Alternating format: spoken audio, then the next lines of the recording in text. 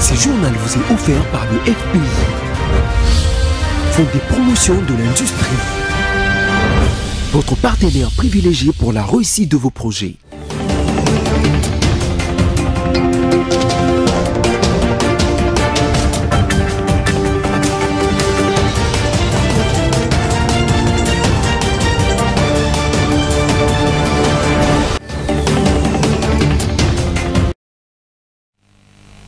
Vous avez choisi BC. Vous faites bien, mesdames, messieurs, les sommaires de votre journal. Le ministre d'État en charge du budget, Aimé Boji, a déclaré à la presse que la RDC n'est pas le seul pays à connaître l'instabilité des taux de change, car plusieurs pays du monde sont frappés par cette situation. Vous suivrez dans ces journaux quelques mesures prises par l'autorité urbaine de la ville pour lutter contre les phénomènes de kidnapping à Kinshasa.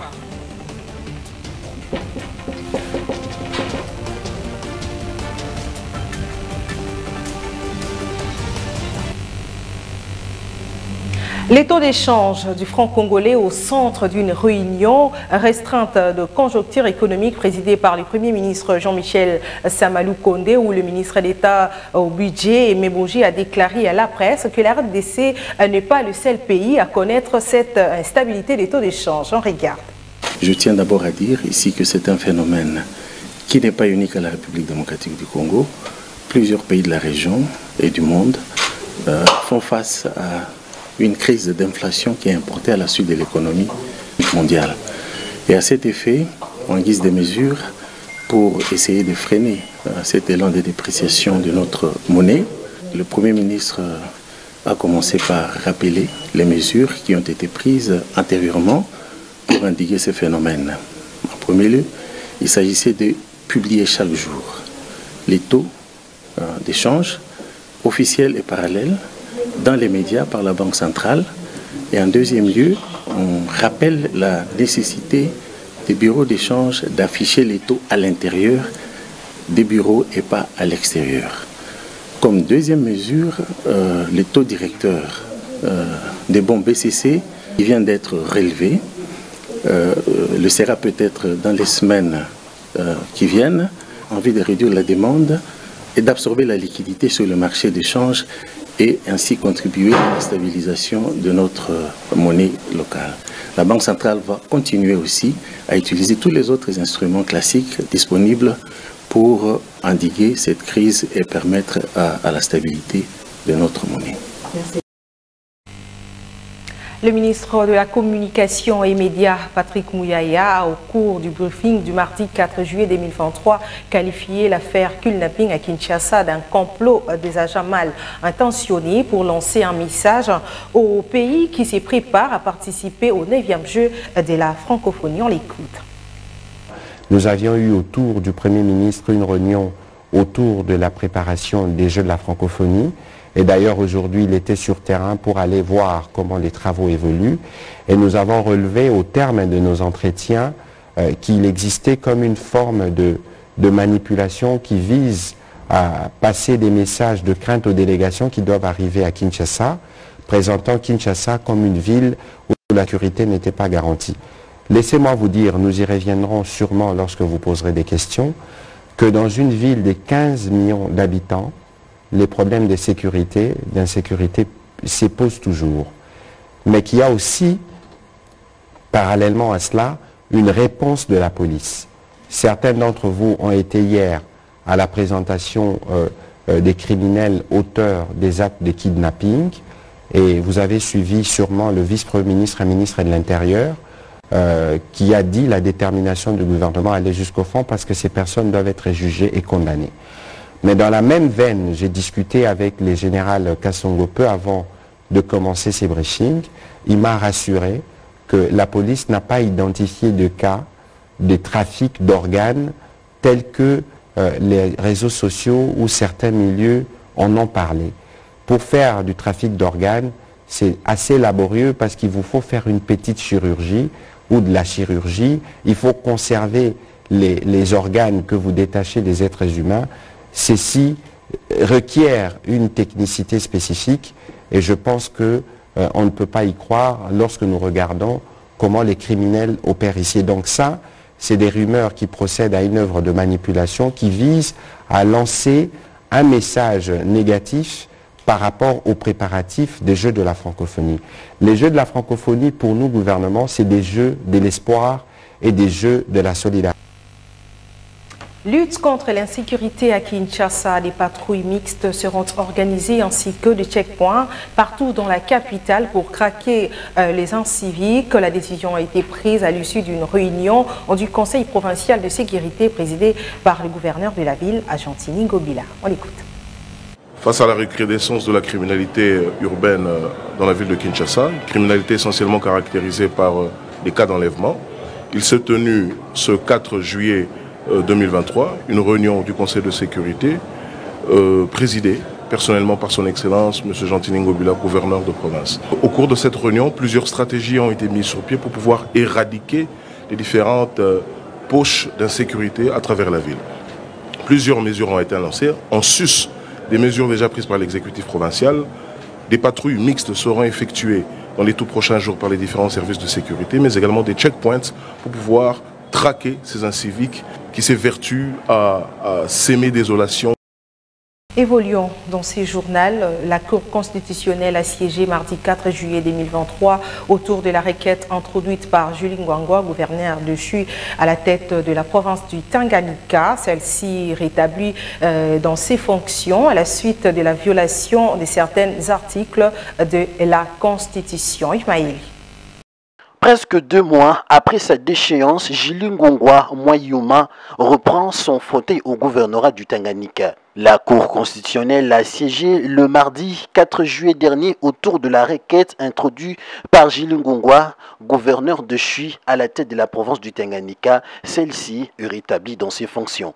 D'après le président de la Cour constitutionnelle, Dieudonné Kamoleta, la présente requête sera dite fondée et rend nulle et de nul fait la motion de défiance du 8 mai 2023 adoptée par l'Assemblée provinciale contre Madame la gouverneure du Tanganyika pour violation des articles 19 alinéa 3 et 61.5 de la Constitution. Il ajoute par ailleurs que la Cour a siégé en matière de contrôle de la constitutionnalité après avoir attendu le procureur général de la République. Cependant, toutes les accusations fondées de toutes pièces contre la personne de Julie Ngwangwa Mwayuma, entre autres, passation de marchés publics de gré à gré, manque d'initiative et de leadership pour le développement du Tanganyika est l'œuvre de personnes mal intentionnées et ennemies de la province du Tanganyika voulant nuire à la réputation de Julie Ngwangwa, élu légalement gouverneur.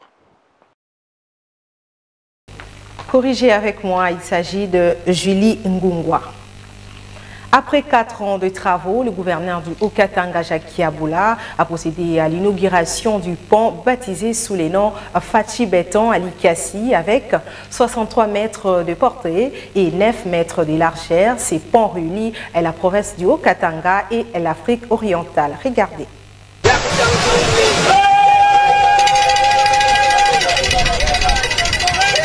Cette cérémonie marque l'inauguration de ce pont dénommé Fachi Béton, jeté sous la rivière d'Itengwa dans la commune de Panda sous la route Kilela-Balanda. Avec 63 mètres de portée et 9 mètres de largeur, ce pont peut supporter jusqu'à 120 tonnes et vient en remplacement de l'ancien, vétuste et datant d'il y a plusieurs décennies. Ce pont ouvre la voie à plusieurs autres travaux dont la pose de l'asphalte sous la route Likasi-Kilela-Balanda jusqu'à la frontière avec la Zambie pour permettre ainsi à la deuxième ville de la province du Haut-Katanga d'avoir une porte d'entrée et de sortie vers l'Afrique australe. Dans son adresse à la population en liesse venue pour saluer cette action réalisée grâce à la redevance minière perçue par la commune de Panda, le gouverneur a évoqué plusieurs actions de développement en faveur de la population de la ville montagneuse.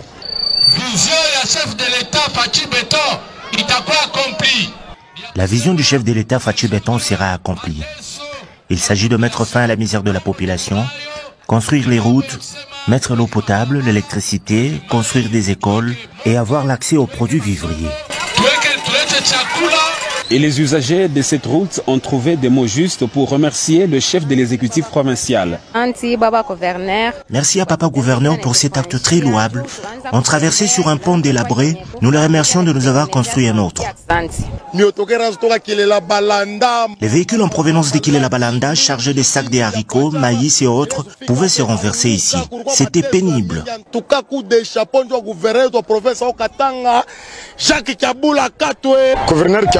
Le gouverneur de province Wandani a fait une très bonne chose. On avait du mal à traverser sur l'ancien pont qui prenait que des petits véhicules. Mais l'actuel prend même des poids lourds.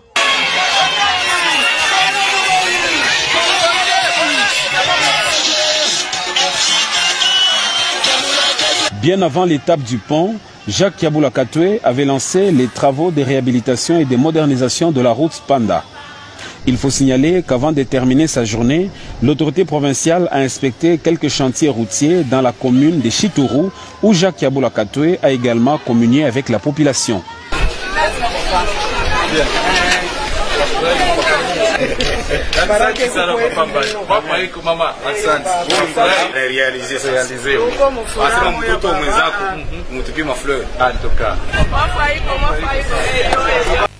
Restons en province. Ouverture ce mercredi 5 juillet en ville d'Ebounia de la formation de l'UNITAR sur la capitalisation de résultats des projets lancés par le directeur de cabinet du gouverneur de l'Ituri. Objectif, soutenir les consortiums pour la cohésion sociale dans le cadre du projet Machiriki Kwa Machikilizano. Regardez.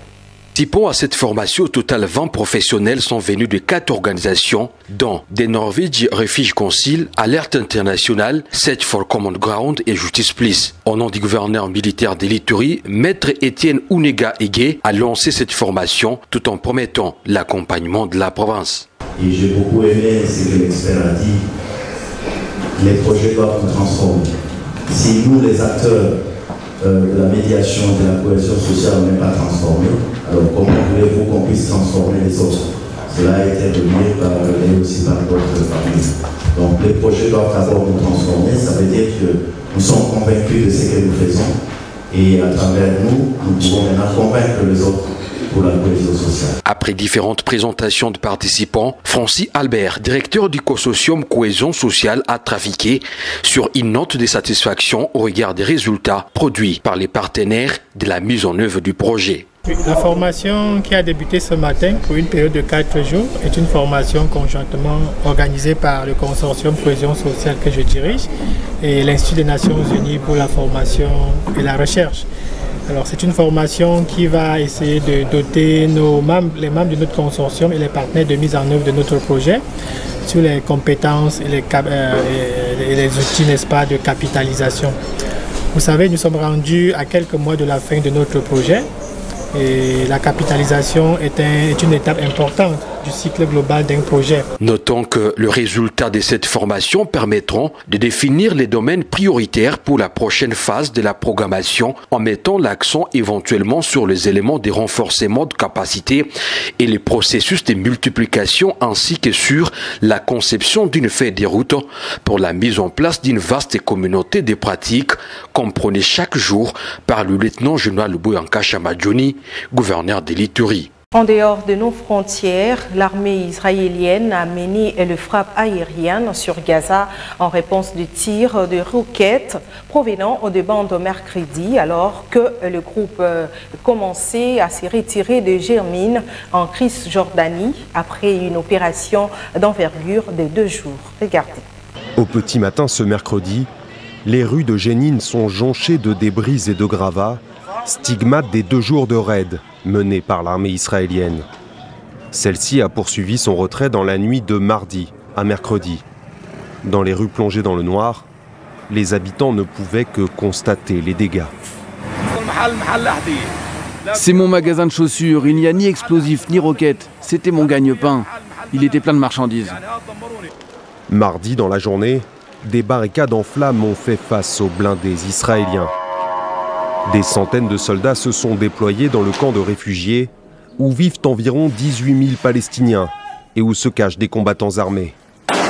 Une opération d'envergure appuyée par des bulldozers et des frappes aériennes. Les autorités palestiniennes dénoncent une agression. Les forces d'occupation israéliennes ont gravement endommagé les infrastructures d'eau, d'électricité, d'assainissement du camp de Jénine et des environs. Cela pourrait provoquer une catastrophe sanitaire.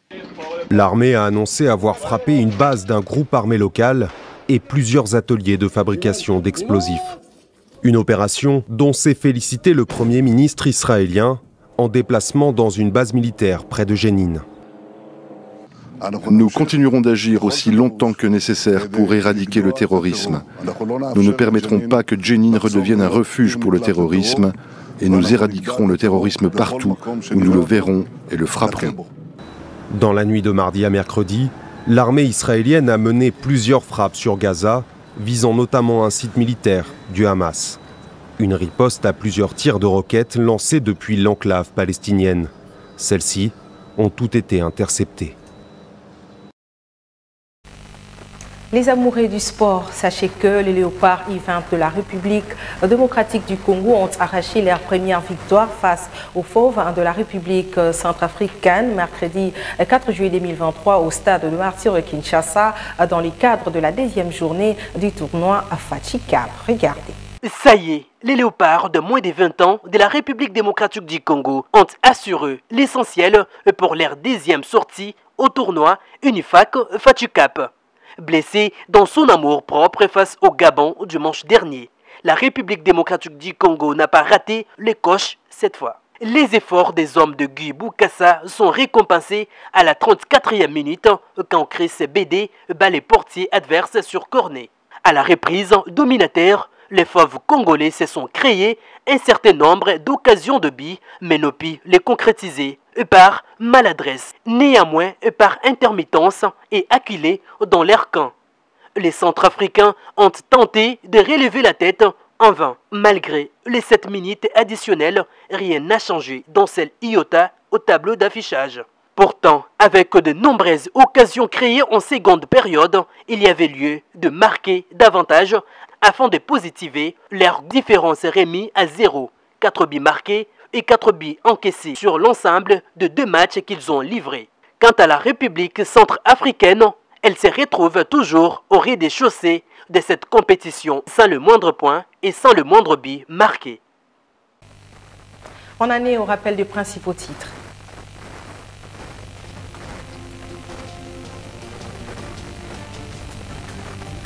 Le ministre d'État en charge du budget, Aimé Boji, a déclaré à la presse que l'RDC n'est pas le seul pays à connaître l'instabilité du taux d'échange, car plusieurs pays du monde sont frappés par cette situation. Vous avez suivi dans ces journaux quelques mesures prises par l'autorité urbaine de la ville pour lutter contre le phénomène kidnapping à Kinshasa.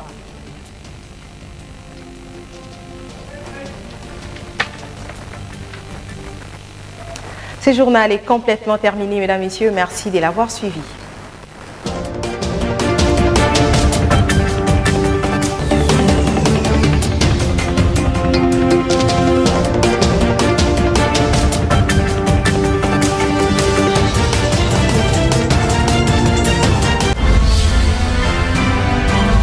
Ce journal vous a été offert par le FPI, Fonds des promotions de l'industrie. Votre partenaire privilégié pour la réussite de vos projets.